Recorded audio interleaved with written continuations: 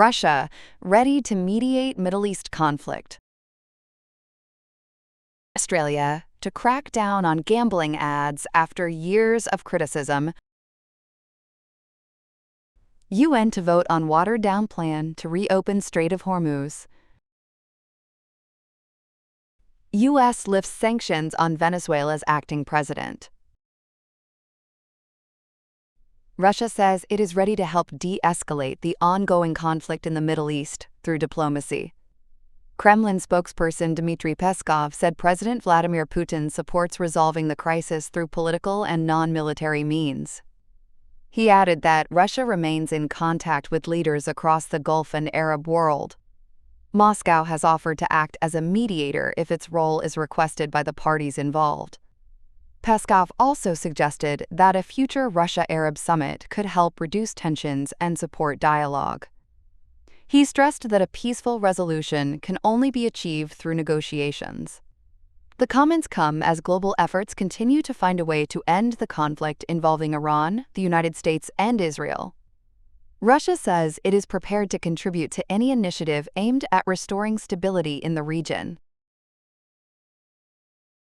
Australia has announced new restrictions on gambling advertising following years of public pressure.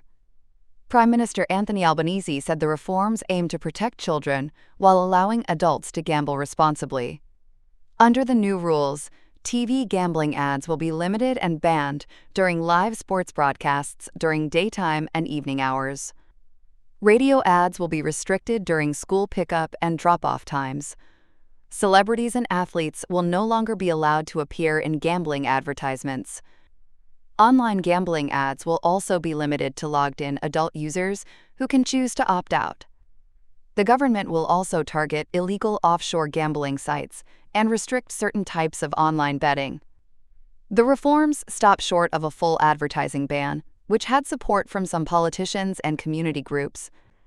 The gambling industry has criticized the measures as too strict, while advocacy groups argue they do not go far enough. The changes reflect growing concern over gambling harms in Australia, where losses per person are among the highest in the world. The United Nations Security Council is set to vote on a revised proposal to secure the Strait of Hormuz. The draft resolution allows only defensive actions to protect shipping, after earlier plans to permit force-faced opposition. The proposal, led by Bahrain, aims to ensure safe passage through the vital waterway, which carries about 1/5 of the world's oil supply. Under the plan, countries could take proportionate defensive measures and coordinate naval efforts, but must inform the UN in advance.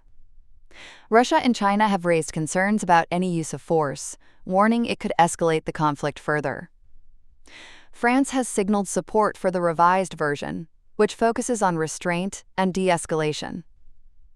The vote comes as tensions remain high, with Iran maintaining pressure on the strait and global energy markets under strain.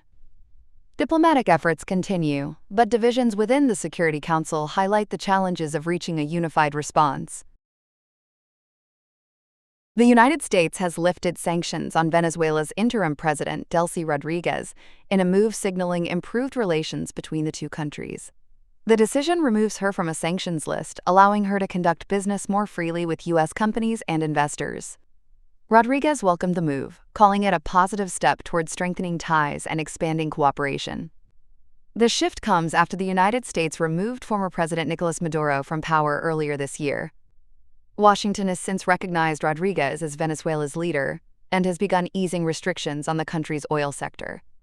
Officials say the move could help boost investment and support economic recovery in Venezuela.